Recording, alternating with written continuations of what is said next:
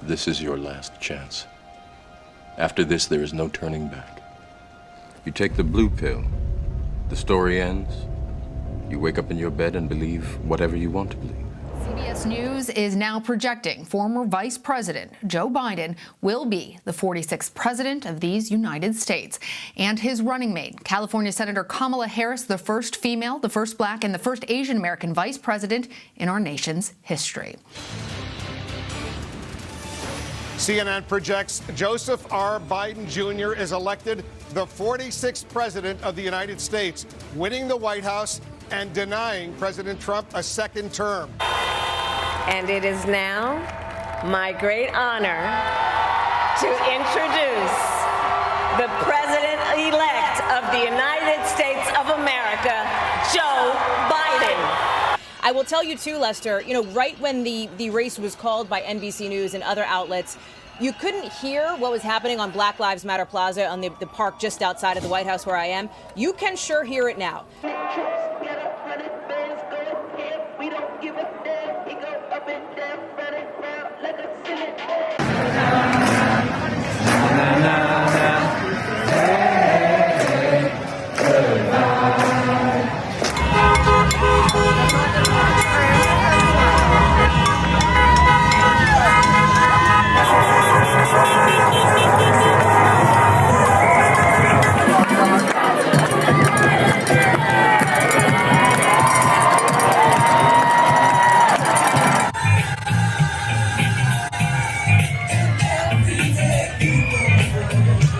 This is a statement that was put out today by the Department of Homeland Security. Jeff Bennett with NBC put this out. New statement on election security from DHS. The November 3rd election was the most secure in American history. There's no evidence that any voting system deleted or lost votes, changed votes, or was in any way compromised. Folks, the people of this nation have spoken. They've delivered us a clear victory, a convincing victory, a convincing victory, a convincing victory, a convincing victory. You take the red pill, you stay in Wonderland, and I show you how deep the rabbit hole goes. The race was called by NBC News and other outlets. The race was called by NBC News and other outlets. The race was called by NBC News and other outlets.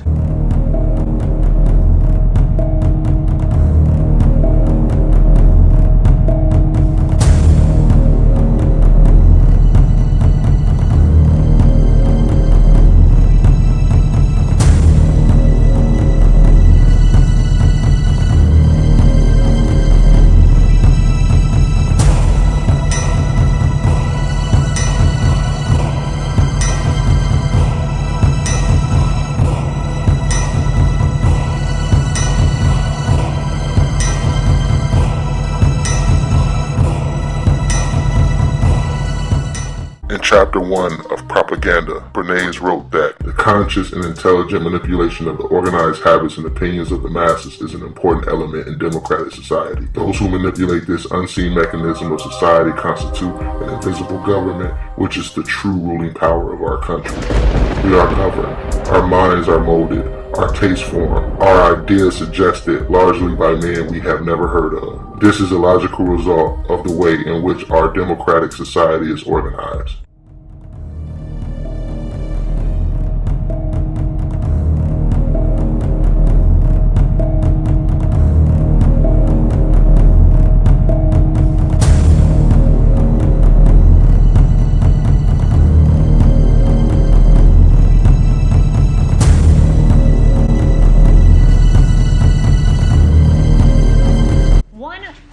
In America that opposes verifying signatures, citizenship, residency, eligibility. There is only one party in America trying to keep observers out of the count room. And that party, my friends, is the Democrat Party. You don't take these positions because you want an honest election. You don't oppose an audit of the vote because you want an accurate count.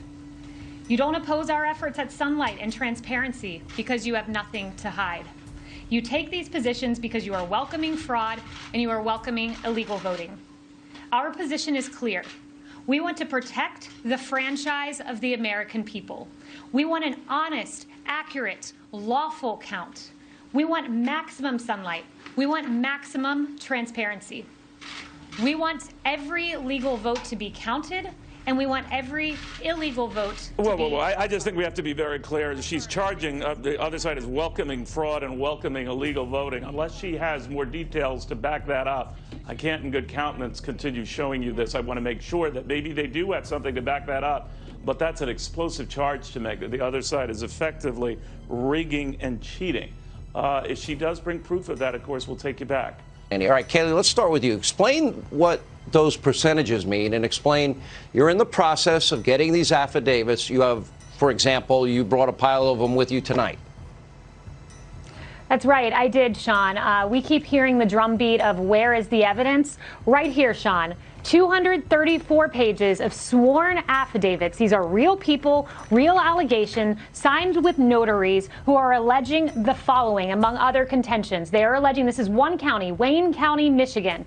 They are saying that there was a batch of ballots where 60% had the same signature. They are saying that 35 ballots had no voter record, but they were counted anyway, that 50 ballots were run multiple times through a tabulation machine, that one woman said her son was deceased, but nevertheless somehow voted.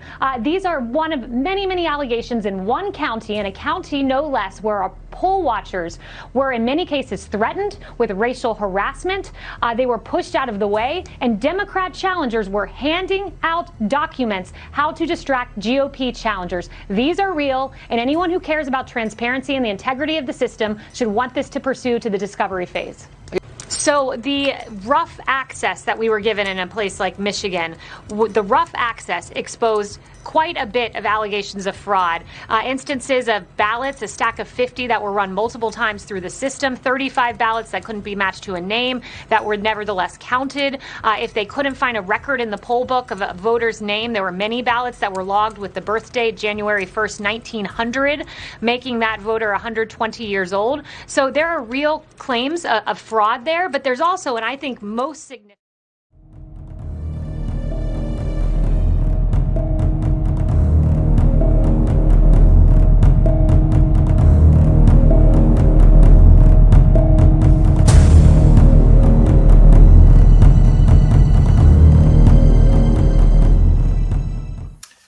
Hello, good afternoon, everyone. It's Dr. Shiva Ayyadurai, and we have a very, very important discussion today on a set of mathematical analysis that we've done that reveals some unfortunate truths about our U.S. voting systems. And specifically, we're going to be reviewing the Michigan voting results in 4 counties. So, as